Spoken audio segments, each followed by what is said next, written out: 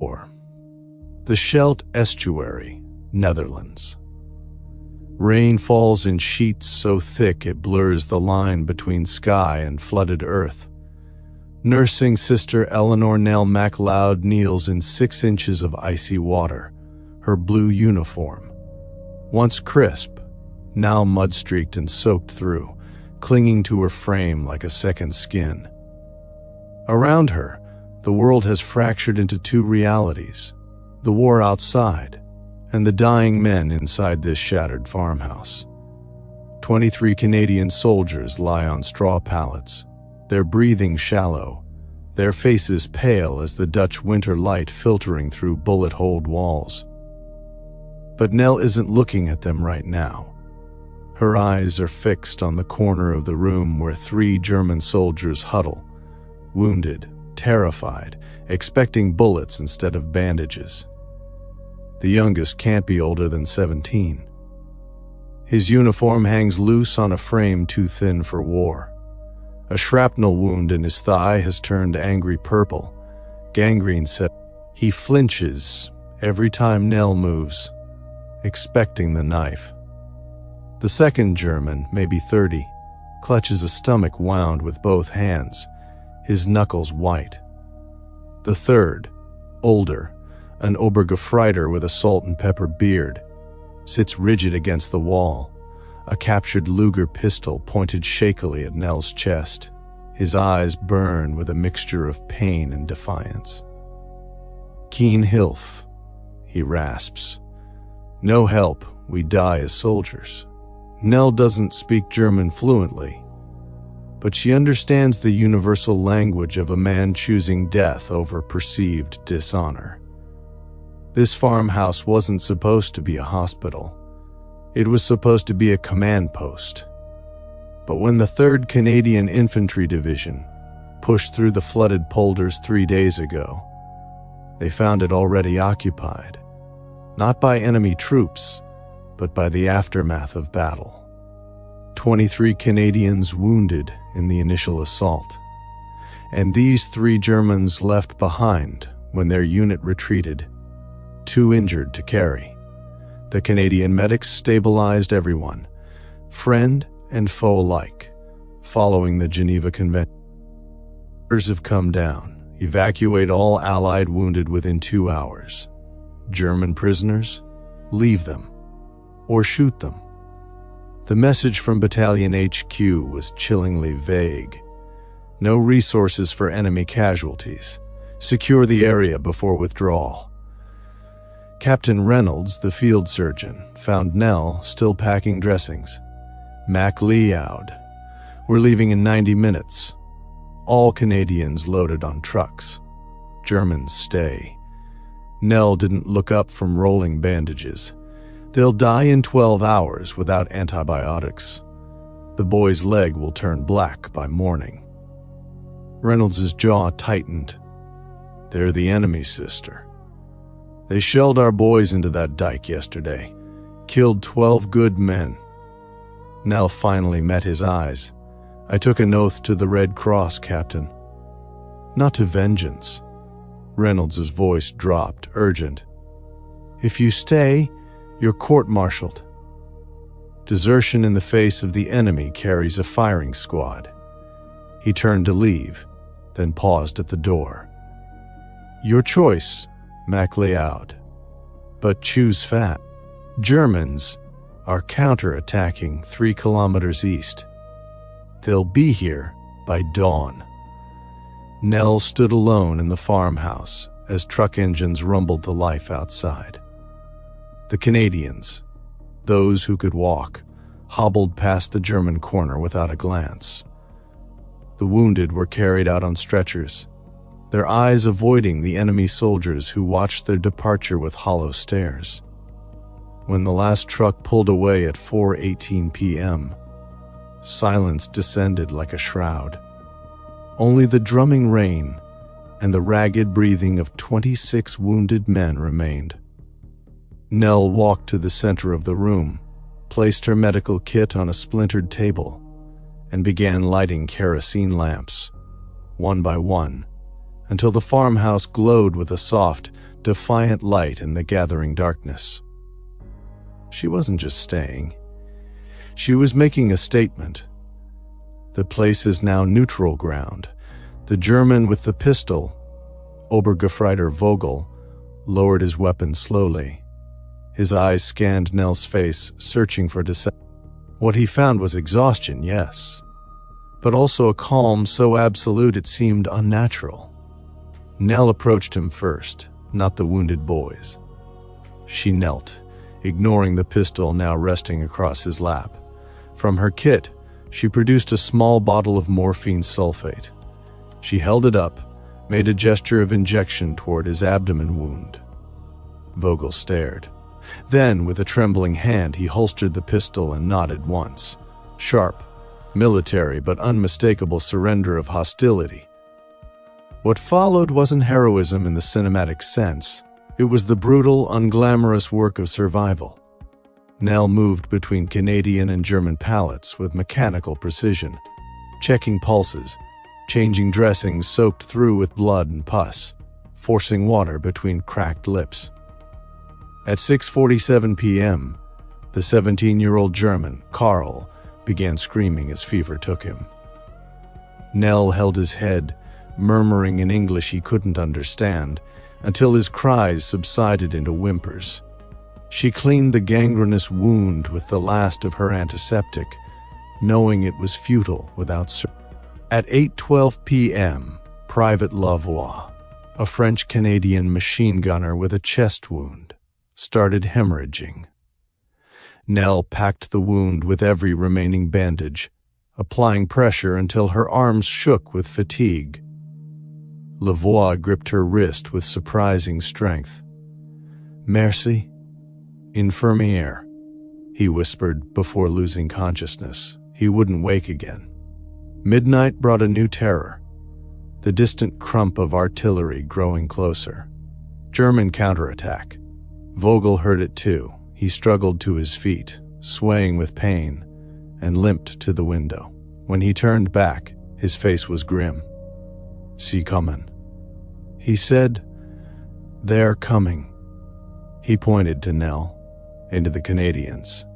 Motion across his throat. Nell understood. She had minutes to hide 23 wounded Allied soldiers before German troops arrived and executed them as combatants. But she couldn't move them. And she wouldn't abandon them. What happened next would be recounted in 3 different languages for the next 70 years. Instead, he began barking orders in German, sharp, authoritative. The other 2 Germans, though weaker, responded instantly. Together with Nell, they executed a desperate plan. They dragged Canadian uniforms from the dead and dying, placing them over German field gray. They smeared mud on Canadian faces to obscure features. They positioned the least injured Germans near windows with rifles, empty rifles, to create the illusion of an armed garrison.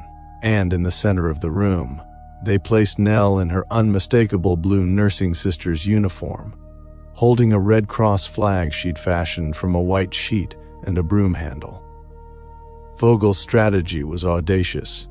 Present the farmhouse not as a Canadian field hospital, but as a German aid station staffed by a captured Allied nurse, a protected status under the Geneva Convention. At 1:04 a.m., boots crunched on gravel outside. Flashlights swept across broken windows. German voices shouted commands in harsh, guttural tones. The door burst open. 3 Wehrmacht soldiers stood silhouetted against the night, rifles raised. Their eyes swept the room, taking in the mix of uniforms, the wounded men, the woman in blue holding the Red Cross flag, the lead soldier, a young lieutenant with a fresh scar across his cheek, stepped forward, his gaze locking on Nell. He spoke in broken English. "You Canadian nurse?" Nell stood her ground, voice steady despite trembling hands. "I am nursing Sister Eleanor MacLeod of the Royal Canadian Army Medical Corps. These men, Allied and Axis, are under my care as protected wounded. The Geneva Convention applies here." The lieutenant's eyes flicked to Vogel. Recognition flashed between them. Vogel had served in this officer's former regiment. A silent conversation passed in a glance. The lieutenant lowered his rifle. "Sanitat station," he announced to his men. "Heat station." He turned back to Nell. "You stay, we leave guard, no harm comes." And just like that, the farmhouse became neutral territory in the heart of a war zone. Dawn broke cold and gray on November 3rd. The German guard, a private named Schmidt, brought Nell a canteen of coffee and a hunk of black bread. He didn't speak English. She didn't speak German. But he watched her work with a quiet reverence. At 7:22 a.m., Carl's fever spiked dangerously. Nell knew amputation was the only chance, but she had no surgical tools beyond a scalpel and field scissors. Desperate, she approached Schmidt, miming the action of cutting a leg.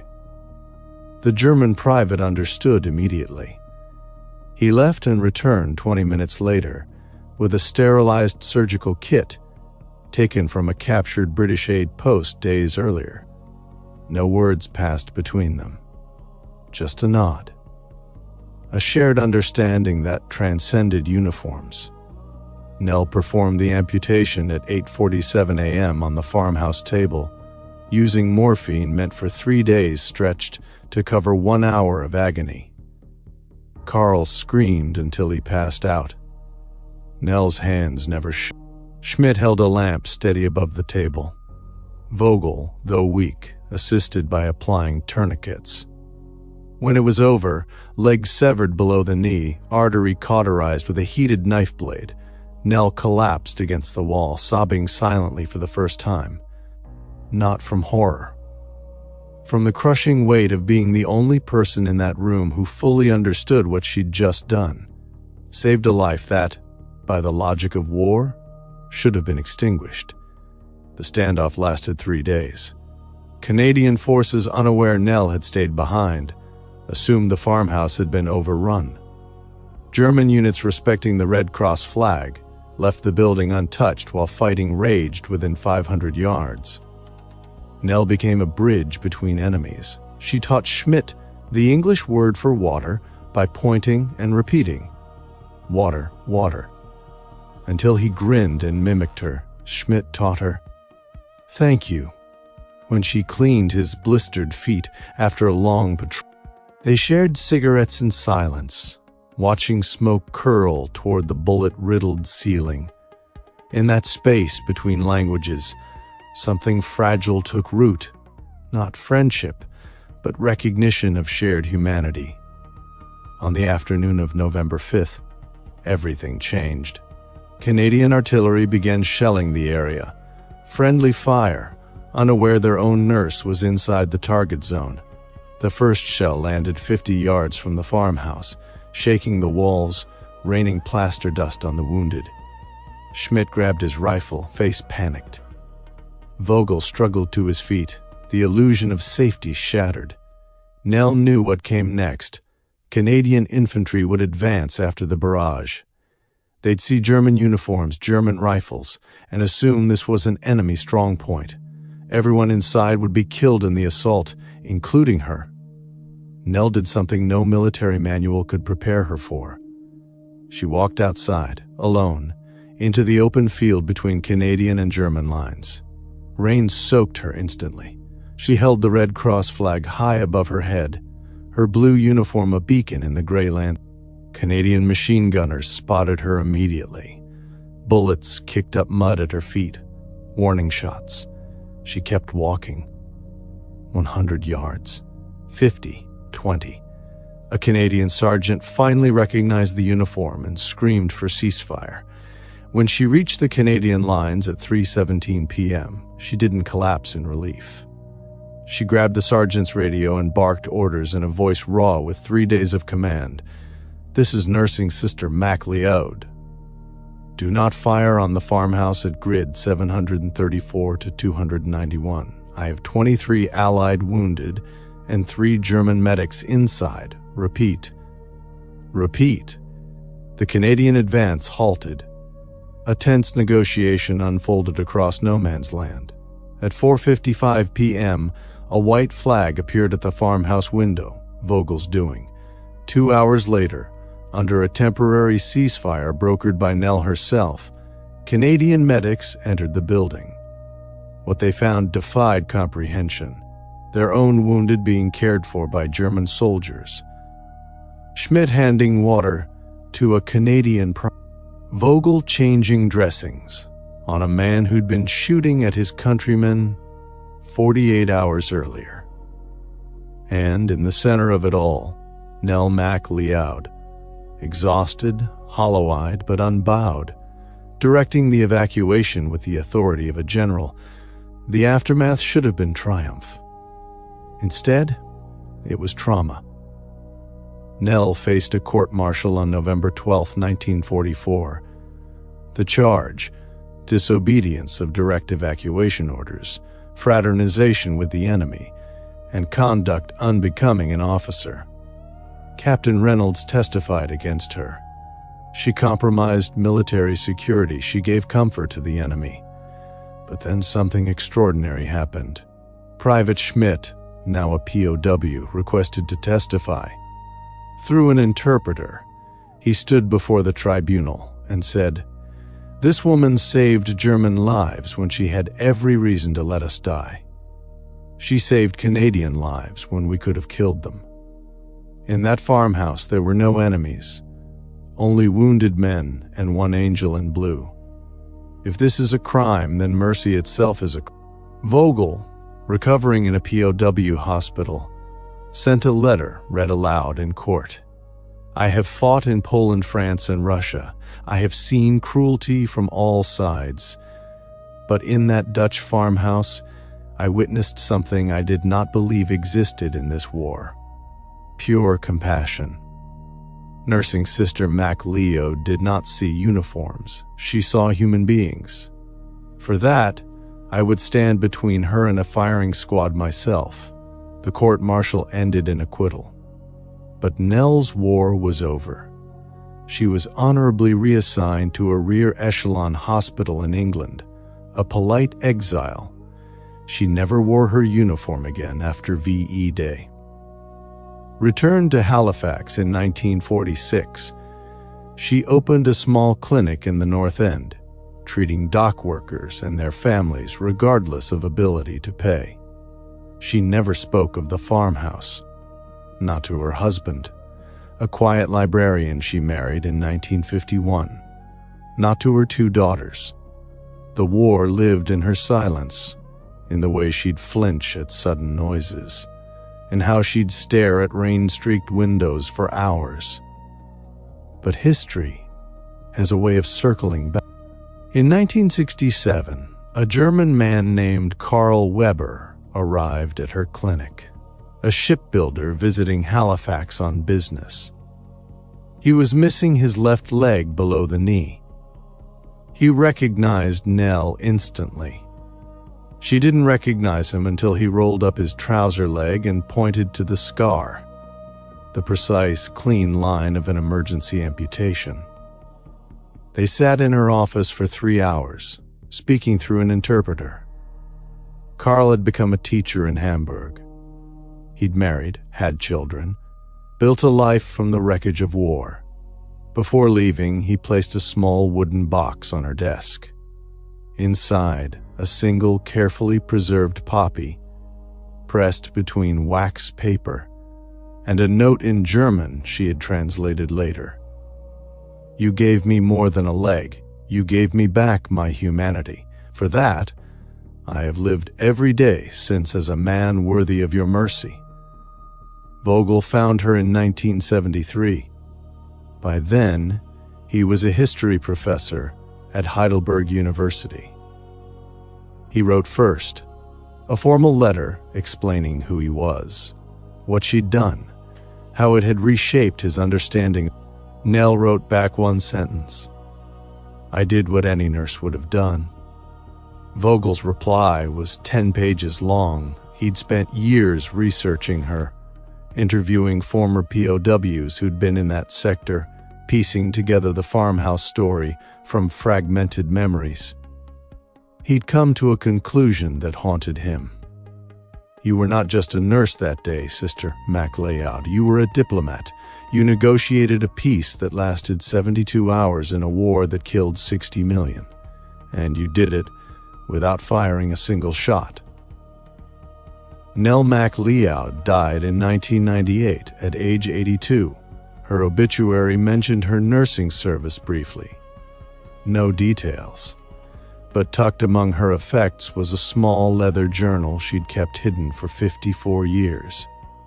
The final entry, dated November 6, 1944, the day after her rescue, read, "They will call me a hero or a fool. I am neither. I am a nurse, and a nurse does not choose who deserves care based on the color of their uniform. Today, I saved German boys who would have killed Canadian boys tomorrow. And I saved Canadian boys who would have killed German boys tomorrow." In that contradiction lies the terrible truth of war. We are all just boys, sent to kill each other by old men who will never bleed. But in that farmhouse, for 3 days, we remembered we were something else first. We were human. And that was enough. Today, a small plaque sits on the rebuilt farmhouse wall in Breskens, a gift from the German Veterans Association in 2004. It bears no names, no nationalities. Just 3 lines in Dutch, English, and German. Here, in the winter of 1944, compassion refused to recognize borders. Here, a woman in blue taught enemies how to be human again. Remember this when the world tells you some lives matter less than others. And every November 2nd, locals leave a single poppy and a white rose on the doorstep. Not for the Canadians who fought there, not for the Germans who defended it, but for the nurse who saw past both, and in doing so, saved